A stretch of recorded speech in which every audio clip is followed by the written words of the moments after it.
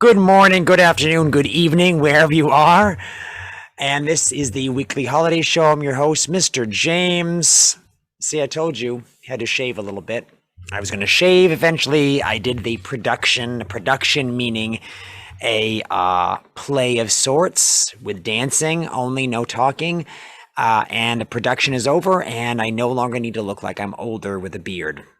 If having a beard makes you look older, I guess. I don't know. It's just something I can put makeup on. Now I have this little tiny thing here because when you get rid of a beard, you try to get rid of it in stages and you try out different looks. So I don't know if this fits me or not, but it's going to be here for maybe a little while. We'll see. Welcome to the weekly holiday show. Here are your selected holidays for the week of December 6th through December 10th. How is everybody doing out there? I hope everyone's being safe, being warm. It's about to get really cold where I am in Maine. And yeah, I'll be dressing a lot differently. But inside, always going to wear the tie and the sports coat. So, all right. Monday the 6th. Microwave oven day. Woo! Ooh, microwave ovens. Everyone thinks microwave ovens are this magical thing. What's happening inside the microwave oven? I put food in, I type a number, I push start, and lights are on, and I just see things getting warmer. Maybe there's steam coming up. What's actually happening? Well, it's science, but it's very kind of simple technology. So inside of a microwave is something called a magnetron, magnets, right? And it basically shoots little particles of electrons or, little things that you really can't see, and they bounce around inside of the microwave. And so basically the food absorbs those particles and things start vibrating. Now, it is water that microwaves basically are looking for. So those little particles want to make vibrating water molecules, because that's what water is made up, these tiny little things. And they vibrate, they heat up, and if something has water in it, which most things do, you can cook in the microwave.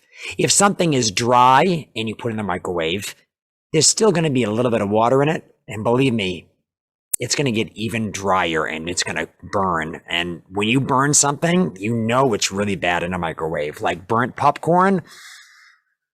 Popcorn is already pretty dry, but when you burn popcorn, wow, it gets really bad. And the smell and the fact that the microwave is kind of like bad afterwards.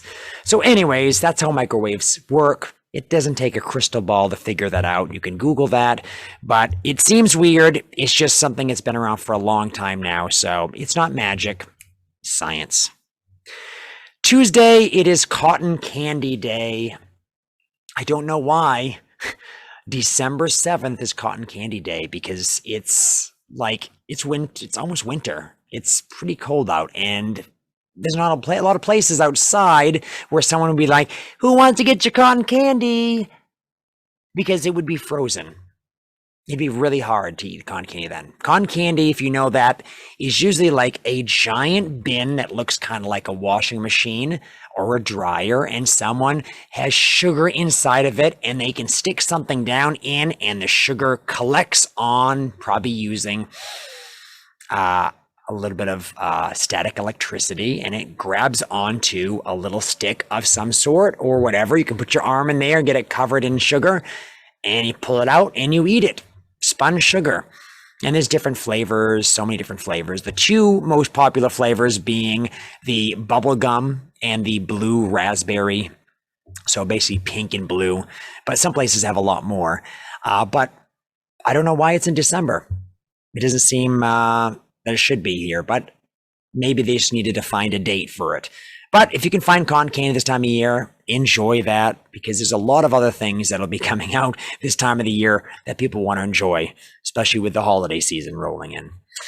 So Wednesday the 8th, Brownie Day. Whoa! And there's literally no brownies in the picture that I'm showing you. I know, I'm sorry. Brownies, what? What is that? It's like a square cookie that's just chocolatey, right?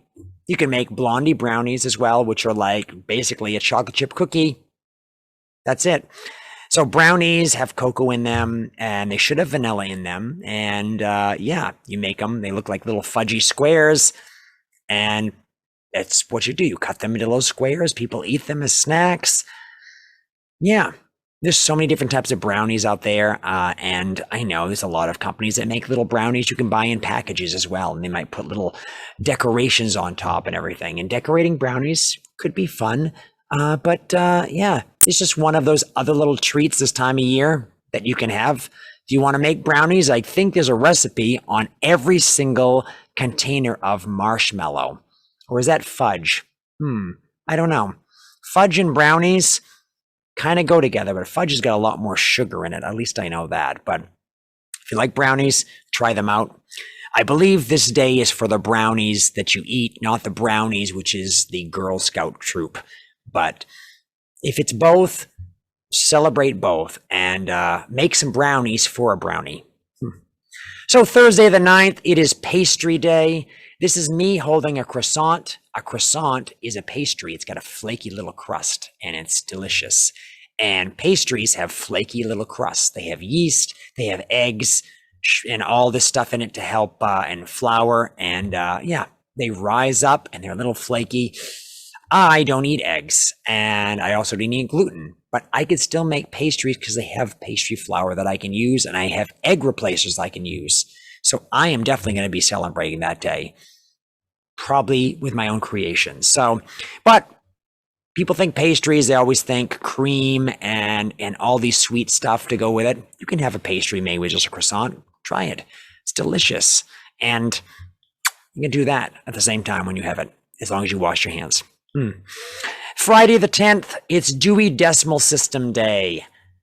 It should just be Library Day because this is the thing. Libraries have a system when you go to the library, they used to, where they had books categorized in certain categories where, you might think of books would be in like, oh, this one's for archaeology and this book's for biology and this, all this stuff. This is science. These are science books. These are fictional books.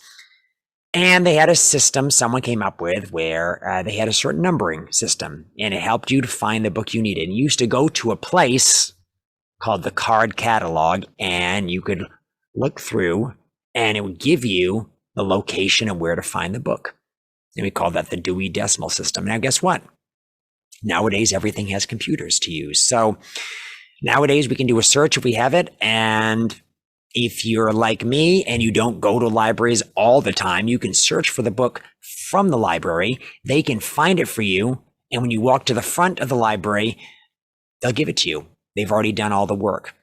And they can find it pretty easily too with a computer. So Dewey Decimal System started something great. And even though we don't really use it much anymore, it is still a way of organizing that is really important to know because organization is the most important thing in the world. Look at this. These are index cards. I love that.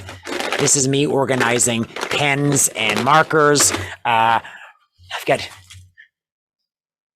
organized things. I try to organize everything. I love being organized. So just making sure that, yeah, you see that organization is very important in life. So keep up with that. So thank you for watching. Please subscribe for these weekly videos. I'm not always that zany. Thumbs up if you've got thumbs, or, one finger up. Yay. But I don't think there's a one finger button on YouTube. So I guess the thumbs up thing works. So I will see you again soon. Please try to celebrate something. Have a brownie this week or something else that you might want to try and celebrate something.